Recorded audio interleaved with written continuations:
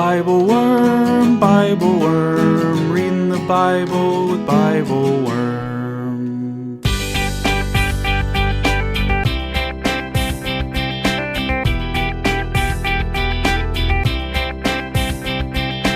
Welcome to Bible Worm, getting to the core of the biblical text.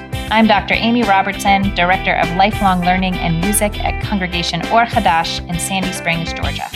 And I'm Dr. Robert Williamson, Professor of Religious Studies at Hendrix College and Theologian in Residence of Canvas Community in Little Rock, Arkansas.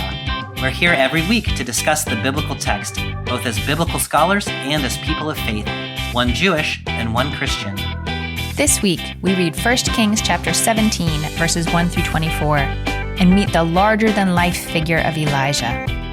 How should we understand his boldness? Is he a man of God who has taken things into his own hands and kind of gone rogue?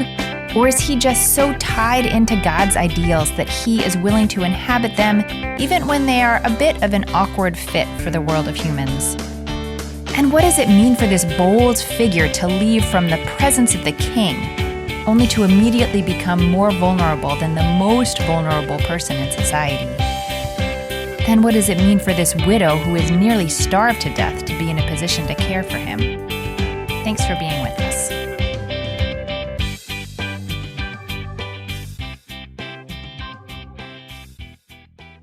Hey, Bobby, it's good to see you. Hey, Amy, it's good to see you too. I promised you before we turned on our recorders that I was going to sing you a song, a peppy song to wake you up this morning. Yeah, I could use one of those. Give me some pep. Some pep in my step. Okay. We're gonna read about Elijah this morning, and there are like 8,000 settings for these words in the Jewish world, like the opening words of our reading today. But I'm going to give you the peppiest one. Ready? Okay, let's do it. Yeah. Eliyahu hanavi, Eliyahu hatishbi, Eliyahu hagiladi, Eliyahu hanavi. Woo woo! That's low. I love that. Yeah. I didn't notice the sort of the rhyme pattern there until you started singing it, but it's very clear when you sing it. Yeah. We like singing those words. Also, I love that, like, Elijah, that's a nice name, but Eliyahu, that is a serious name right there. Yeah, it is a serious name. Yeah. Mm-hmm. You kind of miss that when it goes over into English, that it's like Eliyahu, Yirmayahu, Yeshayahu. Oh, yeah, like, for sure. You know, Yeah. that Yahoo ending. Yeah. Yahoo. Is that where Yahoo comes from? Like the like drink? Yahoo. Like the... No. Like the little chocolatey milk thing? Like Yahoo? the exclamation. I don't think so. Oh, Yahoo? Oh, yeah. Yeah. So, like, why do people say Yahoo? Yeah. Get along, little doggies? Yeah, the Lord is the one. Get along, little doggies. Is that what they're saying? Yeah. Eli, I guess Yahoo. So. They didn't. I don't know where Yahoo. So in Hebrew, degree. so talk to me about Eliyahu, like the name Eliyahu. What is that? Where does that come from? So we've talked about the different names of God. El is one way that God is referred to in the text. So I take Eli as my God, and then Yah, the beginning of the another name of God, and then Hu means like it can be like he or is or something like that. So I take Eliyahu as like my God is Yah. Is that how you hear that? Or did I just make up a story in my head about Eliyahu's name? No, I like that. I would have said that the who on Yahoo is just a part of the divine name also. So yeah, it turns out it kind of means the same thing either way. It kind of means the same thing either way. Yeah, my God is Adonai. Yeah. Mm-hmm. You know, I don't know why we say Yahoo like we're excited about stuff. I would imagine it's probably not related to that, but I honestly if haven't any done the listeners etymology. know that is what's the word etymology of Etymology, yeah. Yahoo, we would love to hear from you. I think Google knows. Hey Google, where does the word Yahoo come from? According to Wikipedia, the word Yahoo was coined by Jonathan Swift in the 4th section of Gulliver's Travels and has since entered the English language more broadly. Okay. But that's like a Yahoo, like a it goes on to say person. like unpleasant person. Like, you're such a Yahoo, which is very different than like Yahoo. Yeah. You know, if you were to say, like, really, you were with some unpleasant people and you were really excited and you wanted them to be excited, you could say Yahoo, Yahoo. And if their name was Elijah, you could say Yahoo, Yahoo, Eliyahu. That would be amazing. Oh, wow. Yeah, really, there are endless opportunities here. And you can drink Yahoo. Oh, my God. It's such a useful word. People, as you might have imagined, we are reading about Eliyahu today, Elijah the prophet. We are reading in 1 Kings chapter 17. We're going to read the longer option, I guess, that the narrative lectionary gives us. They say you can either do 1 through 17 or 1 through 24. We're going to do 1 through 24 because that's just how we roll.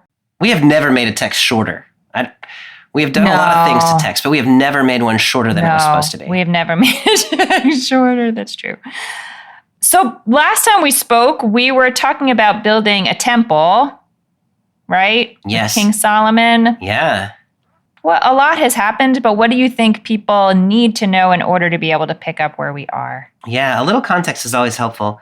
By the way, it's probably worth saying, normally we don't acknowledge where we are in the year in which we are recording, like what's happening in the world beyond. In actual time. But this text is the text for the Sunday before the election.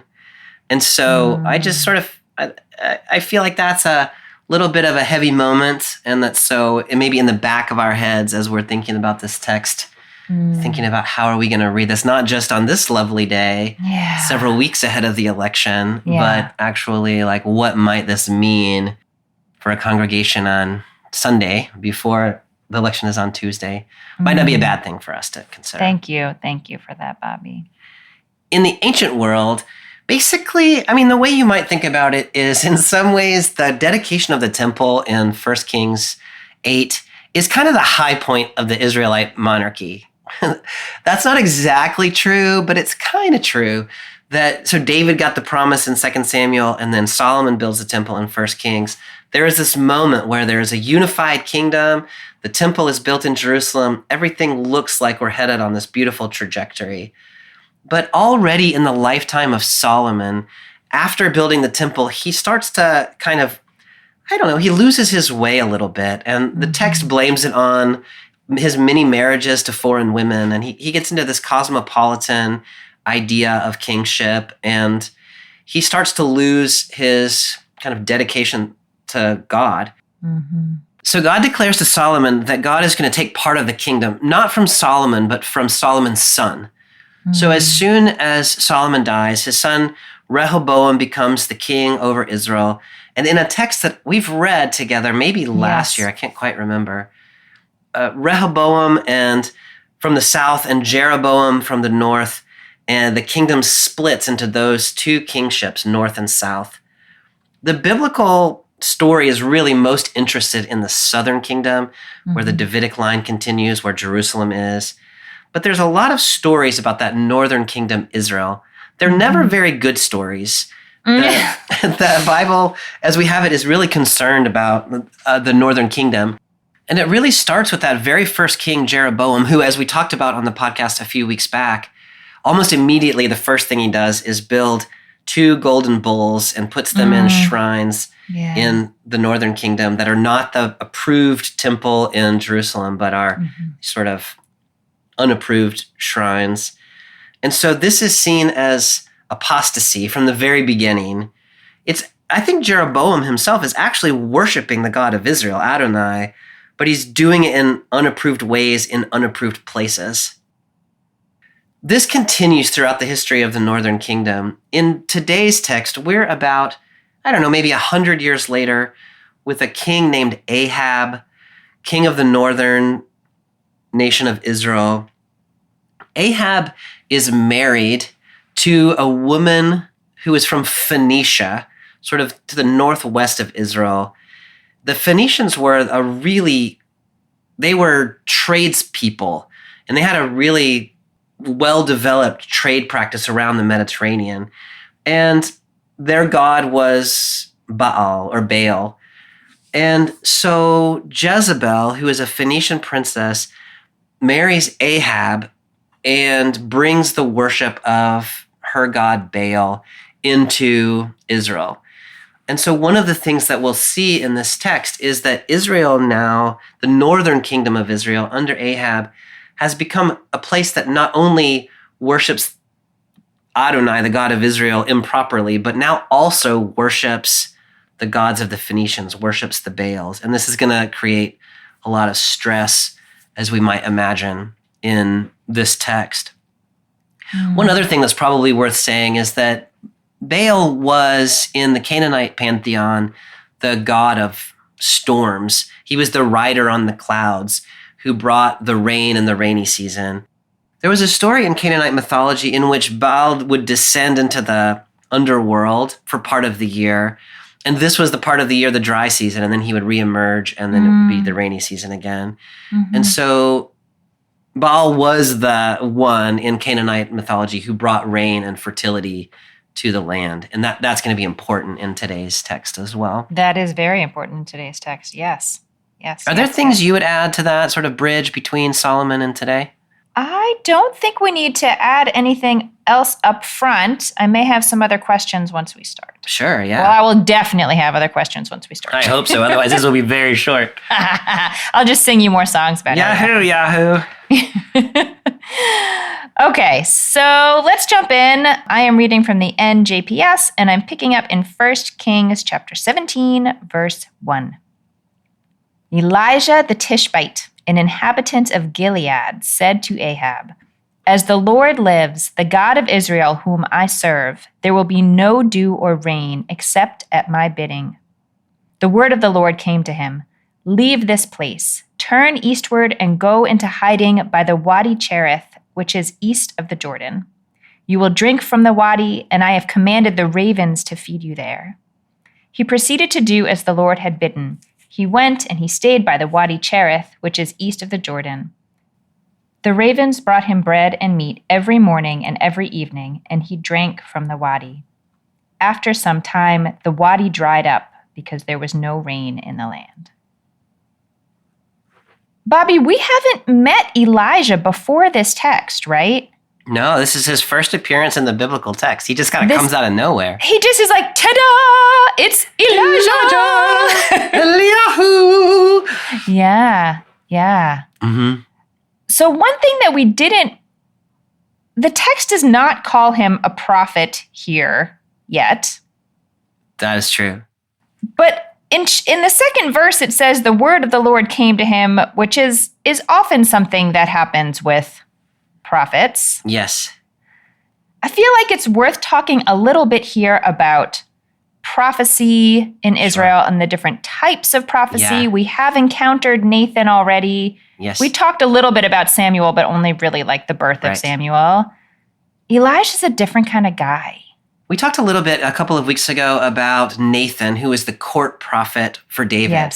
Yes. And there I made a distinction between the language that gets used in scholarship is central prophets who are located in the king's court, basically. They're part of the king's cabinet, so to speak. Nathan was one of those. He was David's right-hand man, David's conduit to God, that sort of thing. Here with Elijah, starting in this text, and it carries on into the first part of 2 Kings, we get Elijah, who is a peripheral prophet. We'll see more as we go, but he's from Gilead, which is across the Jordan River in the Transjordan. He's kind of from an obscure little place. He and the king are going to have a very antagonistic relationship. It starts in this chapter and it continues on throughout his whole prophetic career. So peripheral prophet is someone on the margins of society who's got a word from God that the king needs to hear, but the king doesn't want to hear it. They reminds me a little bit of like people who walk around holding up a sign, the end is near or something like that. They don't have the official ear of the leadership, the ear of the king, but they sort of force their way in to declare a word from the beyond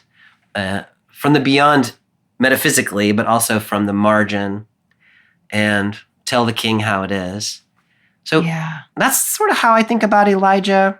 I don't know. Yeah. Do you want to say other things about Elijah as a No, prophet? I mean, I think what you're pointing out is so important that he is a really important prophet over the course of the text, the course of the biblical text, but he's has no real connection to Jerusalem. The text doesn't tell us who he's the son of or like what his lineage is or anything that would sort of connect him to any kind of center of power or rootedness. He doesn't live within the sort of main area of Israel. As you said, he's in the Transjordan. He's just really, in a lot of ways, sort of on the outskirts, very different than Nathan, who was for sure. Kicking it with King David. That's exactly right. Yeah. Yeah. This is how people tend to think of prophets, I think, like in the popular imagination. Like prophets are often thought of as the outsiders who come crashing through. And Elijah is one of narratively, Elijah is probably the most important prophet in the Hebrew Bible. When I say narratively, I mean, there's lots of writing prophets who are also very important, but as a character in the narrative, Elijah is one of the most significant ones. He's a very distinctive character. Yeah. So this guy pops on the scene. We don't really know who he is.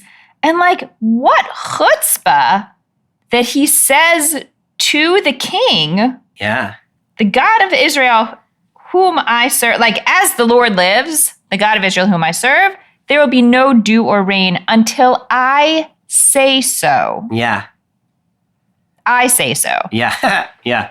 There are a lot of things I could ask you about what you think about that statement. But let me just ask, like, what stands out to you? What stands out to you from that statement? That's quite a statement. Well, you and I have read this text together enough that I'm pretty sure you and I read this differently. And so I'm interested in that. But I'll just tell you the way that I have read it is that, Elijah is staking his claim on his relationship with God. And so saying, I'm here as a representative of God. And so I am telling you that there's not going to be any rain or dew. And until the time comes when I'm going to release that command. And so Elijah here is enacting the prophetic word about, like, from and about God. The rain and dew here, as I was saying before, is particularly important because Baal is the storm god. And so if you are able to shut off the rain from heaven, it is in the name of Adonai, the God of Israel, it's very clear that Baal doesn't have any real power. And so this is there's a little contest of gods that's happening here. My recollection is that you read Elijah as going a little more rogue maybe than I do. Is that true? I guess so. I do, because it is significant to me that Elijah speaks this to Ahab before God seems to have said anything to him. Yeah. So I read it as he is kind of gone rogue, that he is a follower of Adonai. Right. But that he's I don't know, he's trying to like take charge of the situation here. Yeah. And then the Lord responds to that and is like, okay. Yeah. Here's what we're going to do. Like, okay, you started something, so here's what we're going to do. I think that's really interesting, Amy. And, we have precedent for it even just in the text we've been reading from Nathan a couple of weeks ago, who kind of made a prophetic declaration without actually consulting God. And God intervened in that instance to say, no, that's not what I think. So, I mean, I think it's totally reasonable to imagine that Elijah, he kind of knows what God is about. He thinks he knows what's up. And so he kind of goes out on his own and makes a prophetic declaration without being instructed to do so. I think that's a really interesting way to read it. And God doesn't take it back this time. He just recognizes, I think, that now Elijah's kind of in danger because he's made this proclamation to the king. And so he gives Elijah instructions to go off really into kind of a pretty remote area. I mean, the man's going to be fed by a bird. Yeah, yeah. Can you just tell folks what a wadi is? People may not know what a wadi is. Well, if you've ever traveled over in that part of the world, there are these deep kind of canyon ravine things that are rush with water during the rainy season. So they're like these I don't know exactly, like the closest thing in my neighborhood is like a drainage ditch, but that's not, like, it's a lot more profound than that, you know? Yes, but it's the same, like, mechanics, I guess. Yeah. So in the rainy season, when there's lots of runoff from the mountains, these are like raging rivers of water. But when it's dry, then there's no longer any water, so they dry up. So they're sort of like seasonal rivers or something like that is how I think about them. Mm-hmm. Mm-hmm. The word wadi is not a word that you ever hear anywhere other than when you're reading First Kings, really. Yes. You know? Yeah. You don't just toss it around. Mm-hmm. Okay. So Elijah has taken this like real sort of power stance up against Ahab. And then I feel like God sends him into quite a vulnerable existence. Yeah. Where he's going to go and drink from this wadi. Yeah. And be fed by a raven. Yeah. Do those images or like that sort of way of existence bring up any other connections you have to other biblical texts? Yeah, I mean, it's such an interesting description. And, you know, the first thing is God sends Elijah east towards the Jordan. And so he's headed back, in a sense, like out of the Holy Land. And so back across the river. So in some sense headed, you know, like, when you enter that territory, you're already kind of thinking like Numbers, that sort of part of the canon. Mm-hmm. The feeding in the wilderness reminds me of the story of manna being delivered to the Israelites in the wilderness. But here, it's not miraculous. I mean, it's miraculous, but it's not the sort of manna that just descends from heaven in some way. But it's nature is participating in this feeding of Elijah in some way. Yeah. My translation is ravens. Like, I like to picture a little like club of ravens. In my imagination, they're wearing like top hats and like little tuxedos or something. Like a raven butler. Like, hello, would you like some bread? I don't know why I read it that way. Probably just because that's the way my head works. But like they're serving him in that way. So that's kind of where my head goes. The fact that ravens are scavengers, and yet instead of, you know, so they would love to have some meat, you know, but instead they serve it to Elijah. I think there's something interesting going on there about they're a little bit going against their nature, not just because birds don't typically make bread, but also because like, you know, they would want to scavenge that food, I would think, and instead they're serving it to Elijah. That's a really good point, that not only does this explanation have nature participating in the care of Elijah, it's not just miraculously delivered by the hand of God, but ravens want the food themselves. Yeah, yeah. They're hungry too. Yeah. You were asking about biblical connections. Does your connectorial mind go somewhere else? I really like the manna connection.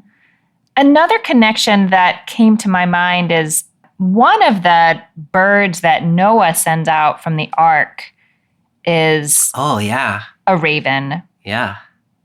I don't know. It's just interesting to think about the connections between those stories. One thing that some group of ancient rabbis do is to see both Noah, they have sort of a critique. I mean, of course, Noah and Elijah are important figures, so this is not like a total critique like they're horrible people, but there's a sense that they are kind of profoundly disconnected from society at that time. So the critique of Noah is that Noah didn't argue with God, whereas, you know, Abraham later would argue that God not destroy Sodom and Gomorrah, and Moses would argue that, you know, God not destroy Israel. Noah just says, okay, I'll make a boat. And saves his family. Yeah. And somewhat similarly here, sort of, if you squint your eyes, Elijah has really called down kind of a curse upon the people. Absolutely. In order to make a point that, of course, he feels is very important and is very important. But calling down a drought, that's no joke. Like a lot of people are going to be impacted by this famine. So it like indicates some sense of, I don't know, being a little apart from the human community. I'm understanding more about how you're reading this as Elijah's sort of rogue prophecy that maybe Elijah has not fully thought through the implications of what he's doing and the widespread suffering that it's going to cause. Yeah. So in my reading, it's God, like God just did that. And, that's just the cost of teaching a lesson, I guess, or of like wresting the power away from other gods. But you're reading this that way is really interesting. I like it. And so Elijah then is removed from the human community in his like empathy, but now also like in his physicality. That's really interesting. I like that. Hello, everyone. My name is Reverend Sharon Reese, and I pastor a small congregation in Minden, Nebraska. After hearing Amy and Bobby speak at a conference, I became a Bible Worm supporter and passionate about the narrative lectionary. Each week, as the solo pastor in a rural church, it is a reminder that we are never alone in our discernment of God's holy word. Bobby and Amy demonstrate how Scripture is something we interact with and not just read. Recently, my congregation and I used their Creation Care Summer Series and loved it. During each service, we drew small pieces of creation until we had a completed creation banner in the sanctuary. Everything from the stars in the firmament to the lilies in the field. If the podcast has been as fruitful for you as it has for me, please go to patreon.com/BibleWormPodcast and sign up to become a supporter too. And now, back to this week's episode. Is there anything else you want to pull out of this first section before we see what happens next? I don't think so. Let's read on. Okay, so I am picking up in verse 8. And the word of the Lord came to him, "Go at once to Zarephath of Sidon and stay there. I have designated a widow there to feed you." So he went at once to Zarephath. When he came to the entrance of the town, a widow was there gathering wood. He called out to her, "Please bring me a little water in your pitcher and let me drink." As she went to fetch it, he called out to her, "Please bring along a piece of bread for me." "As the Lord your God lives," she replied, "I have nothing baked, nothing but a handful of flour in a jar and a little oil in a jug. I am just gathering a couple of sticks so that I can go home and prepare it for me and my son. We shall eat it and then we shall die." "Don't be afraid," said Elijah to her. "Go and do as you have said, but first make me a small cake from what you have there and bring it out to me. Then make some for yourself and your son. For thus said the Lord, the God of Israel, the jar of flour shall not give out, and the jug of oil shall not fail until the day that the Lord sends rain upon the ground." She went and did as Elijah had spoken, and she and he and her household had food for a long time. The jar of flour did not give out, nor did the jug of oil fail, just as the Lord had spoken through Elijah. Okay, so his wadi dries up. Yeah. And then God sends him to a widow. Yeah. Why do you think it's important, or do you think it's important that it's a widow in particular? It's so interesting that like God has ravens bringing bread and meat in the wadi. And so it seems like, they could bring a little Dasani bottle or something too, like when they came. Like it's so interesting that like that bit. Yeah. And so Elijah gets forced out of the wadi by his own prophecy. By his own, decree. He's experiencing the effects of that. So the widow, I think the widow is important, the widowness of the widow, in the sense that in the stories related to Deuteronomy, these are the vulnerable people in society, the widow, the orphan, the stranger. And so the widow is a marginal figure. In the ancient world, widows were often financially very vulnerable, as we see in this text. And so she is somebody who is just hanging on, like not a person of any status at all in the scheme of things in her community. And so in this, Elijah has been on the edge in the east, in the wadi with the ravens. Now he's on the edge again, like in the margins again, this time in the west with the widow. The other thing there is that she's a widow in Zarephath, which is in the region of Sidon, as the text tells us, which is in Phoenicia, which is where Jezebel is from. And so none of this story really takes place, hardly any of it takes place in Israel proper. It happened on the Wadi on the east side and now in Phoenicia. And I think there's some sort of contrast being drawn. I don't know. Like, we know two women from Phoenicia right now. We know Jezebel and we know this woman. And maybe there's some comparison or contrast or something happening there. Bobby, I think that's so important, and that made me notice something that I didn't notice when I was reading just now. In verse 12, she says to him, "As the Lord your God lives." Yeah. I don't know that this widow is a follower of Adonai. Oh, I think she's not. Yeah. So she takes up the same oath, like Elijah in verse 2 had said, "As the Lord lives, the Israel's God, the one I serve." She's echoing that, but saying but that's your God. Yes. Yeah. But she's saying as your God lives. And so she's acknowledging that God is God. Yeah. But no, my sense is that she's a Baal worshiper. I don't think there's no indication that she changes her religious affinities in this text. So she's very much an outsider, the widow, the non-Israelite, the non-God worshiper. Yes. If Elijah was already sort of on the periphery, he really is. He is going to a really someone really on the periphery here. A widow who is starving, who is not a follower of Adonai. Yeah. And that is the person that he is sent to ask for help. Yeah, I like the way you said that at the end, to whom he is sent or whatever. Like, this is not just Elijah's wandering around looking for somebody to give him bread, but God says, I have commanded a widow or appointed a widow to take care of you. Do you think, what do you think God is up to? Like, God could have chosen anyone to send Elijah to, and God sends him to this woman. Do you have thoughts about what we might think about that? This woman is clearly at the end of her rope. She thinks she's about to die. Yeah. That is her best understanding of the situation.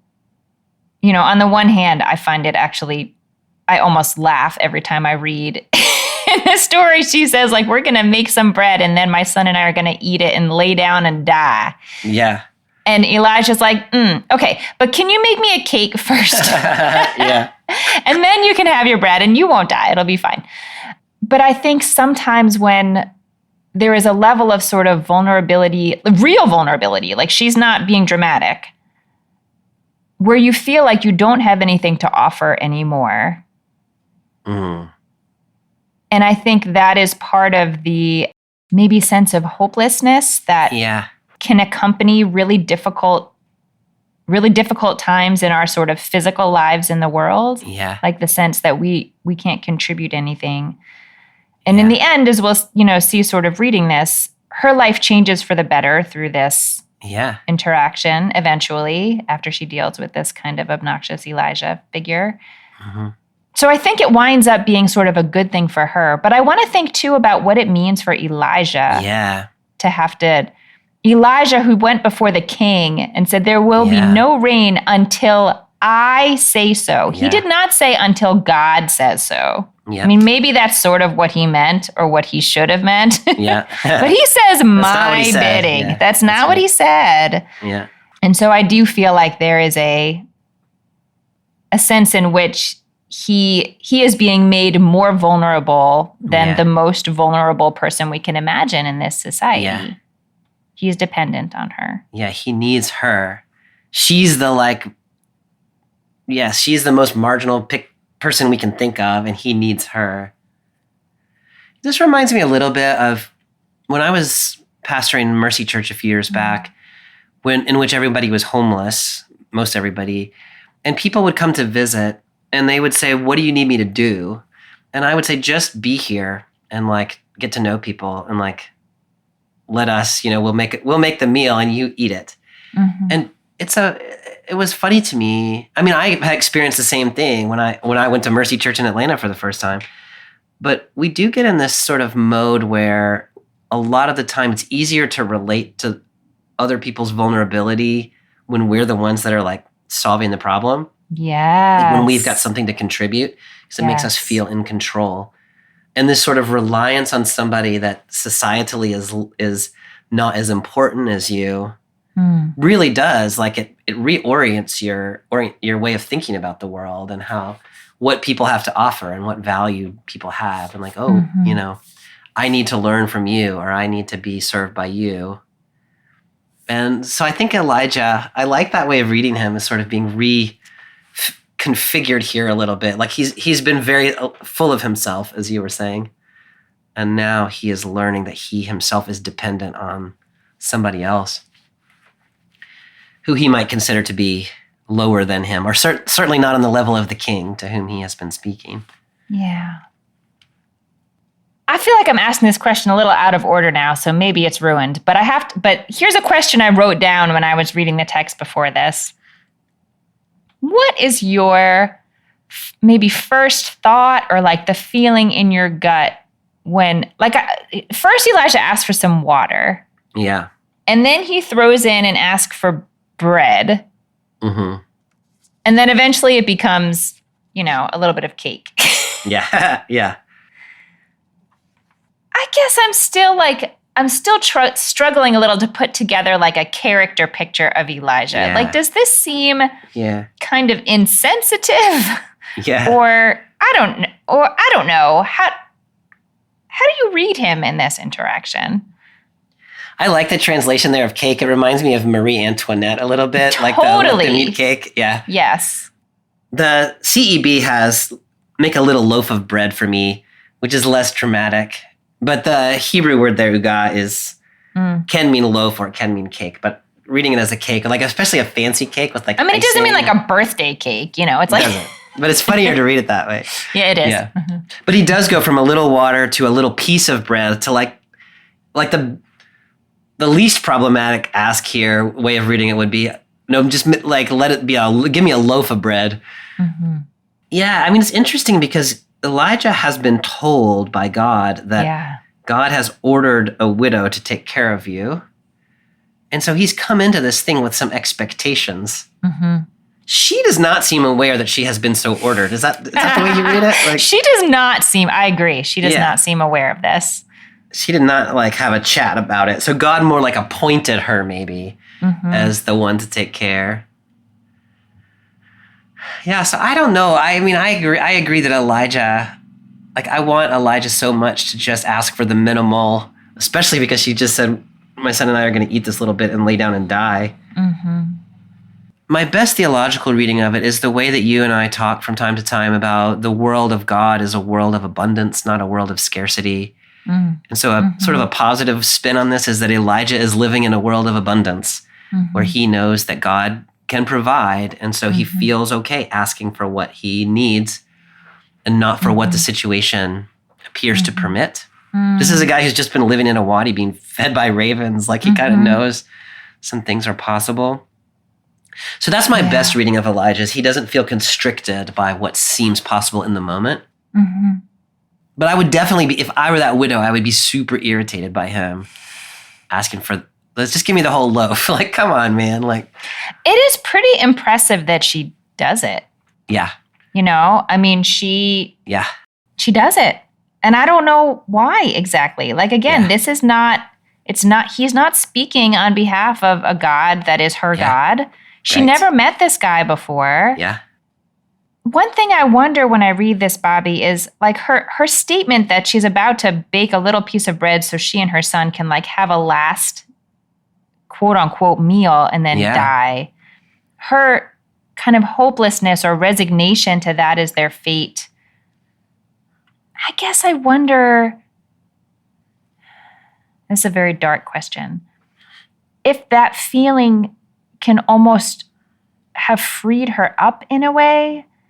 If she was determined that she was going to keep their lives going, maybe she would have felt like she had to hold on to as much food as she can. But if she feels like they're going to die the next day anyway, at a certain level, why not? Why not? Yeah. do you see any of that in there, or how do you read her hopelessness sort of into? Yeah, that's such a good question, exchange? Amy. She is a remarkable character for all the reasons that you're saying, that she is willing to be generous in this way with this stranger, with this little bit of food that she has left. Like whatever her motivations are, it's really remarkable. I think there is something to what you're saying about when you come to the end and things seem a little hopeless, like you become less attached to your own possessions and your own outcomes. There's like a sense of surrender about it. Yeah. And, I'm thinking a lot about our podcast series on biblical economics right now that we did a couple of summers ago. But this is kind of what is envisioned there, right? In Deuteronomy and elsewhere, is that we would live for the good of the community, and we would be willing to risk some of our own well-being in order to see to the well-being of our neighbor. Now, he's not actually her neighbor in that sense because he's an Israelite and so on, but she's sort of living that out in this really profound way to say extending hospitality to the one in need is more important to me than sustaining my own life. And I don't know if that's, a commitment to hospitality or if that is a hopelessness at the end of life, but a detachment from possessions. And I do think detachment from possessions comes differently when you're pushed to the edge in one way or another. Yeah. How do you read her there? I like the way you just said that detachment from possessions comes when you are pushed to the edge. I mean, I feel like we could talk about it as hopelessness. There is a hopelessness in it, but there's also a real acceptance of the fact that she cannot control this. She cannot she can't control whether they're going to have enough food to survive or not. And thinking back to our conversations about the sort of ideal economic systems that the Bible presents to us, it's when people start trying to get too much in a position of control and then wanting to maintain that control, and that cycle of wanting to maintain control and what you need to feel like all of your possible anxieties have been dealt with gets out of control really quickly with humans. And she has been pressed to where she's not trying to control it anymore. Yeah. And so I don't know, there's a sadness about it, but I also think there's a reminder to us about what is possible when we can accept that we don't have control, hopefully under less dire circumstances. Sure. That loss of control is really important there. And also, this is an act of trust, not just in Elijah, but Elijah has said, look, Israel's God says the jar of flour won't decrease and the oil won't run out. And so Elijah has told her that God's got you. And then she does it. And so there is a sense of like she's detached from her own outcomes. She wants to trust Elijah, but she's also going to trust the God of Israel, who she just talked about as the living God, but also talked about as your God, Elijah, not hers. I'm so glad you brought that in, Bobby, because in my mind, I guess I read it sort of as like, why would she believe Elijah and why would she have trust in this God? And so I guess I sort of assume that she is like, well, maybe. Like it will or it won't. Let's see what happens. Let's see what happens. I don't know what's going to happen. But it's very funny to me that I just skipped over that whole part of the narrative. That's an important part. Her God is Baal, and Baal clearly is not coming through for her right now. That's true. That is true. And so maybe this God will do it. Yeah. It is interesting so now here you have a Phoenician woman who has expressed some capacity to rely on the God of Israel, while in the meantime, Israel under Ahab is worshiping the Baals, right? They don't trust God. And so there is some sort of celebration of people on the margin able to see truth, while people in the center are driven by other concerns. That's right. Something about that's going on That's here. right. That's right. That's right.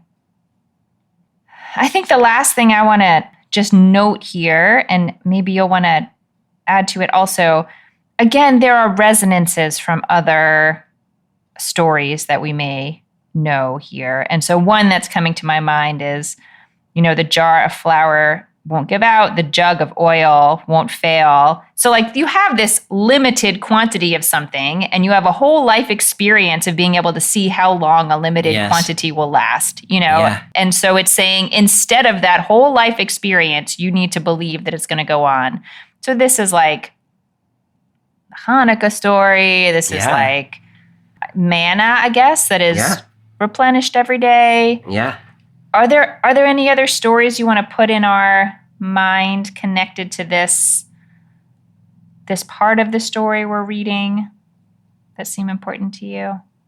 I think the manna story, although I already said that for something else, so I feel like I need another story today or something. But no, the manna story is I think the manna story is a good one, and it's not just reliance in this first moment, right? This is what's so important in that manna story, but it's important here too. Is you use it up every day. Yes. And you have to trust again today, and then that there's going to be enough for tomorrow. And then tomorrow you trust that there's going to be enough for the day after that. So it's a sort of ongoing sense of the daily trust in God. Which in the Christian tradition, not to make too big a leap, is when I read Jesus's prayer, the Lord's Prayer, give us this day our daily bread. Like that's what I think he's talking about, is the jar of oil and the flour are going to be replenished for this day. And so let us have that. And then we'll trust you again tomorrow. I think that runs all the way through the biblical tradition and into both yours and my traditions. Yeah. Okay, there's one more section to this story that we're going to read. Things kind of take a turn here. They do. So I'm going to pick us up in verse 17. After a while, the son of the mistress of the house fell sick, and his illness grew worse until he had no breath left in him.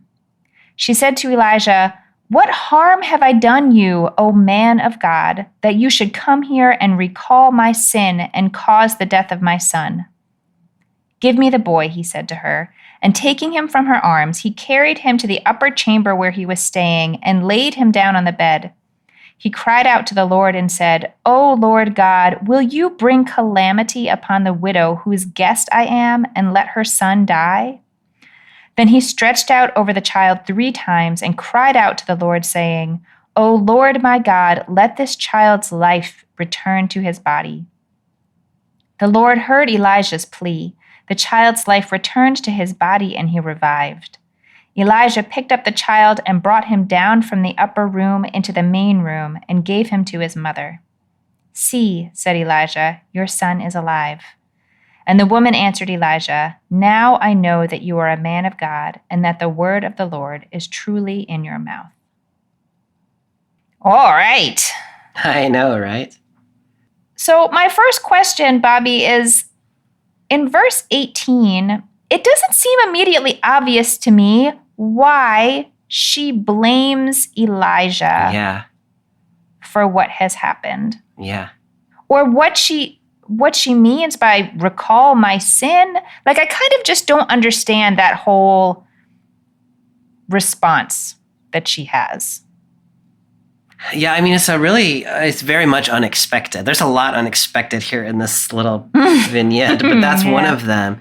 The way that I kind of make sense of it is, like, there's nothing in the text itself that suggests God has done any of this. He just got sick. Yeah. Yes. But that's such a human reaction when something like that happens, to look for the causal factor, right? Did your God do that? Is it my iniquity? Is it your God noticing my iniquity? Why did you do that to me? And I relate to her on that point. Just like, I need some explanatory factor about why this thing could happen to me. Yeah. And so these are the things that she has latched onto. It's interesting that, she's been trusting Elijah's little jar of oil every day for however long it's been. And yet, when the crisis, like when it comes to it, like that trust gets really easily broken. in this moment of anxiety. I think that's what I got about that. That's really helpful to me, just to even connect. She is doing what humans do, which is like we scan the environment for what could have caused this. Something must have caused this bad thing to happen. Yeah. So Elijah takes the boy, and then he offers this. He cries out to God. We have heard other prophets. Well, I guess we haven't really yet this year because we haven't read a lot of prophets, but it is a thing that happens that prophets remind God sometimes that certain bad things happening in the world look bad for God. Like look bad for God's reputation. Like if you bring the Israelites across this sea and let them die in the wilderness, you're going to look stupid. But here it seems to me that Elijah is pointing to his own reputation. Is that how you read what he's saying to God, or am I twisting it? You know, my first thought about it was that Elijah is accepting her rendering of things and saying, why did you do this evil thing, God? Mm-hmm. So either she was right about that, and it was God that did it, or Elijah is sort of taking her narrative as the true narrative. Or maybe, as you're maybe pointing to, that this is going to be the narrative, whether it's true or not, people are going to say, she welcomed this stranger into her house and her son died. Yeah, how does this look? Is that kind of like, I think I'm just now catching up to your train of thought. Is that what you were thinking about? Yeah, I think so. And I think I read Elijah sort of as saying, like, this looks bad for me. Yeah. I think I read it as saying this looks bad for God and it looks bad for him too. I hear that. I can hear that. I can hear that. It is so interesting to me that Elijah seems to accept that narrative.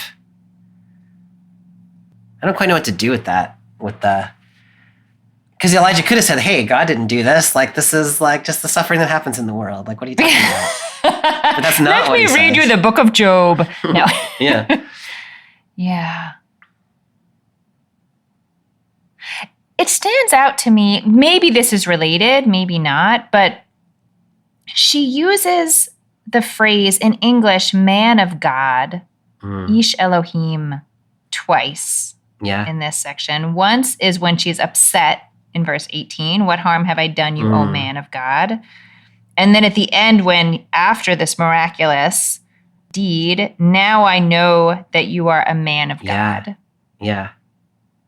I have come to associate those words, probably because of stories like this, Ish Elohim, as sort of the like, I'm making faces about the language to use here, but I was going to say like miracle workers or people who are understood to be prophets, but seem to have some kind of power to facilitate supernatural activity. Yeah. I guess I wonder, now thinking back to Elijah's sort of chutzpah yelling at the king in the first place and making his declaration, I don't know, like if this was part of his own self-understanding, like I have this kind of power in the world. Oh, that's interesting. And so now I have some kind of responsibility, but also a recognition that like, well, shoot, God, you're going to have to. Yeah. I can't do this on my own. I like that reading of it a lot, Amy, because she says to him, have you come to kill my son? And then Elijah says to God, why are you killing her son? And like, I like that. I mean, there's sort of a passing of responsibility, but I like reading it as Elijah's been put on the spot here and he doesn't know. He does not know whether or not he doesn't know what he can do this. Yeah. So God, up until now in this text, has been sustaining life when life was very difficult to sustain. That's what happened in the wadi. That's what happened with the jar of oil.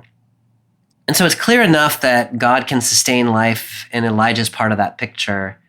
But like bringing someone who has died back to life, that's a order of magnitude different. Like, is God the God of life in that way? And is Elijah a man of God in that way? Yeah. And I like that. Like, we don't know. Nobody knows. Elijah doesn't even know Yeah. in verse 19. And then we find out by the end that, yeah, God, in fact, has the power to bring life where there is death. Yeah, because in the first case, I don't know, maybe this is not how it would have been thought about in the Middle East at that time, like in that climate and in that time period. But just because Elijah said there's going to be a drought until I say there's not going to be a drought, are we really sure that that's what caused the drought? Yeah. I don't know. This seems like a much more pointed demonstration of his wonder-working capacity. Yes. And I think it kind of serves to, it takes me back to the beginning of the story. Like when I reread the beginning of the story now in light of this, I feel more persuaded that maybe he was able to be the channel for that kind of thing. Whereas when I just read it at the beginning of the chapter, I was like, this is just some random dude who's Wait, so have you been persuaded by my reading of the beginning of this chapter? Not necessarily that it was God's idea that he do it, but that I can't quite put my finger on what is the relationship, what is the back and forth between Elijah and God. But Elijah does seem to have, for sure, a special connection and some capacity to channel God's presence, energy, power, I don't know, into the world in ways that we would call miraculous, I guess. Yeah. The reason I asked it that way is because I'm not sure if I've been persuaded by your reading at the beginning, but I like your reading because you were saying at the beginning that God is like backing up Elijah, even though maybe Elijah's doing some stuff that God wouldn't necessarily have done on God's own. And I like reading the end here this way too. So Elijah says, "Why did you do this?" And God's like, "I didn't do that, man. But because you got invested in this way, I'm going to back you up and like show you what I can do." I like that way of reading it, that God is not involved in the suffering of this boy, but God is involved in the giving of life to this boy. And he does it because Elijah sort of invites that. God doesn't accept Elijah's explanation, but God accepts Elijah's need here and brings life. I like that reading of it. Bobby, is there anything else from this wonder-working part of the story that you want to raise up for us? There's just two things that are kind of rattling around in my brain. Yeah. One of them is that the drought is still going on. Like, it's easy to get to the end of this text and feel like, hey, there's food and there's resurrection. Like, it's great. But the drought continues on into chapter 18. And so all of this whole thing has a backdrop of desperation about it. The other is what she says in verse 24. You are a man of God. The Lord's word is in your mouth. And before she had said, your God lives. And just that question of whether she ever comes to think of Adonai, the God of Israel, as her God. As her God, yeah. It seems to me no. Mm-hmm. But that God is still active in her life and her relationships in a positive way. Yeah. Anyway. Yeah. So conversion, so to speak, is not the point here. Yeah. More just sort of and in that milieu, you could have more than one God that you believed was real and had real power in the world. So she could have maybe been in that space, but not in a sense of I'm rejecting all other gods and converting to a, either monotheism or even like monolatry, like I'm only worshiping this one God. She could acknowledge the God's power. Yeah. So we have come to the end of our text for today. And as you pointed out, this part of the lectionary is going to be read right before Election Day. Yes. Why did I point that out? Why did you point that out? Because now I got to deal with it. Now we got to deal with it. So I'm wondering what's on your mind now as a message from this text that might feel timely. Where this text is in my mind after our conversation is that this text at its core is a text about a conflict of worldviews context of commitments that are manifest in this worship of Baal that's happening with Ahab and the worship of Adonai, the God of Israel, that's happening with Elijah. Like, that's the crux of it. And it's caused this drought that is making people suffer in Israel, in Phoenicia, and all around the region. It is something that has created an enormous human crisis. It is so interesting to me that the first move that God makes is, hey, Elijah, go to the wadi. Like, he withdraws by himself and like kind of regathers himself or something. Like, God sustains him for a minute that way. But the second move is now go to a vulnerable person in the opposite camp. You're an Adonai guy. She's a Baal woman. And y'all got to trust each other to survive this moment. Wow. And so, for no apparent reason, with her last morsel of bread, she trusts him. And he trusts her too. Like, he's in a very vulnerable position. He's right there in the middle of Baal territory. And he trusts her. And they find a way in this moment to form a new little community that gets them through. It's about not being overly attached to one's own possessions. It is about trusting in God. It's about, there's that moment in which this other crisis strikes and it threatens their relationship, right? Her son becomes sick and she's suddenly like, why? Like, I don't trust you anymore. Yeah. And so there's a stressor in there, but at the end of the day, it's about God is a God of life, who brings life in the midst of death, who brings community in the midst of animosity. It's also important to me that of all the people in the world that God could have chosen to sustain Elijah in that moment, God chose her. So that, like, it wasn't an accident that they built that community. It was a divine directive that they built that community. So I think maybe there's a word of hope in here, and this like conflict at the governmental level about powers and commitments and all of these things, that people from different commitments can find community together that brings life in a context where things seem tenuous. Oh, Bobby, I think that is such a beautiful focus for this text and such a beautiful way to think about it in this season.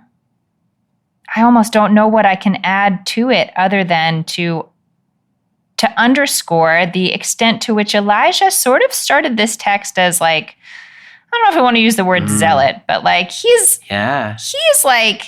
on fire about his cause. Yeah. And he is willing to go all the way. Like he's willing to call down a drought that will cause a lot of suffering to people. And the fact that he and this widow, who is really from a different world, are the two people that we're reading a story about. Yeah. You know, it's not just two random people. They really are at the extremes of the continuum. Maybe that means we can all do this. Mm-hmm. I sure hope so. I hope so too. Yeah. Bobby, next week we get to read a whole bunch of the book of Jonah. Yeah, it's a good one. It is a good one. I just had an adult study in my community about the book of Jonah, and it made me take the whole thing much more seriously. I always had read it kind of as a funny story. Yeah. But it was not a funny discussion. Yeah. Well, I look forward to hearing more about that. Yeah. We'll see where we wind up. Yeah. Well, thank you for this conversation. I really enjoyed talking about this text with you. Yeah, you too. I'll see you next time. All righty. Thanks for joining us for this week's episode of Bible Worm. If you've enjoyed this free podcast, we hope you'll help us keep it going by joining our Patreon for as little as $4 per month. You can also sign up for other goodies like early access, video lectures, weekly liturgies, and more. Visit patreon.com/BibleWorm podcast for details. Bibleworm is produced and edited by Bobby Williamson. Our theme song is sung by Colin Bagby, and our theme music is The World at Large by Dano Songs. Many thanks to all of our Patreon supporters for helping make this podcast possible. Join us again next week to explore the book of Jonah. We'll read chapters 1, 3, and 4. Until then, keep on digging.